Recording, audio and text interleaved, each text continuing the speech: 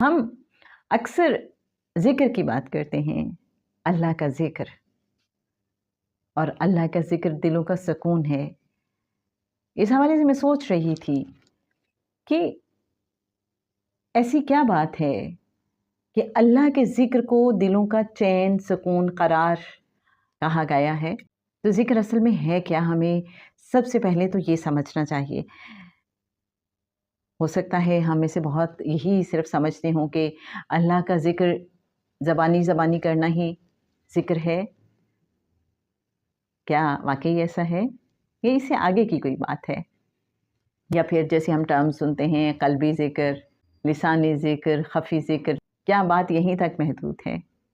फिर कुछ लोग ऐसे भी हैं जो चुपके-चुपके, दिल ही दिल में, आहिस्ता-आहिस्ता रब को पुकारते रहते हैं, गिड़गिड़ाते रहते हैं उसके हुज़ूर। क्या ये भी ज़िक्र है? कुछ ऐसे भी हैं कि जो कुछ भी नहीं कहते और बस सर झुका के उसके सामने बैठ जाते हैं, उसको फ़ील करते रहते हैं। क्या ये भी ज़िक्र है? ये कौन-सा ज़िक्र है जो दिलों को इत्मीनान देता है? हमें देखना होगा ज़िक्र कहते किसे हैं। जब हम रूट वर्ड्स के हिसाब से ज़ाल, काफ़, रा को देखते हैं, तो ज़िक्र का हमें जो मफ़हूम बताया जाता है वो ये है कि किसी चीज़ का हाफ़िज़े में महफ़ूज़ हो जाना, किसी चीज़ का हर वक़्त ज़हन में रहना। और जो मुझे सबसे इंटरेस्टिंग डेफ़िनेशन लगी वो ये थी कि जो ज़ाकिर है उसका मज़कूर के साथ ज़हनी ताल्लुक़ कायम हो जाना। जो ज़िक्र करने वाला है, वो जिसका ज़िक्र कर रहा है उसके साथ वो ज़हनी ताल्लुक़ कायम कर ले, ये है ज़िक्र।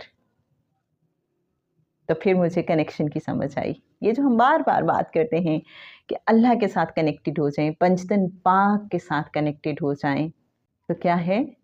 एक ज़हनी ताल्लुक़ कायम हो जाना, हमारा ज़हन हर वक़्त उधर ही रहे। मैं कुछ भी कर रही हूँ ज़िंदगी में, घर के काम, बाहर के काम, किसी से बात, तो मेरा ध्यान उधर ही रहना चाहिए। वो जो एक ट्रांस है, वो जो एक गहरी मोहब्बत वाली फीलिंग्स होती हैं कि इंसान लाशऊरी तौर पे वाबस्ता रहता है।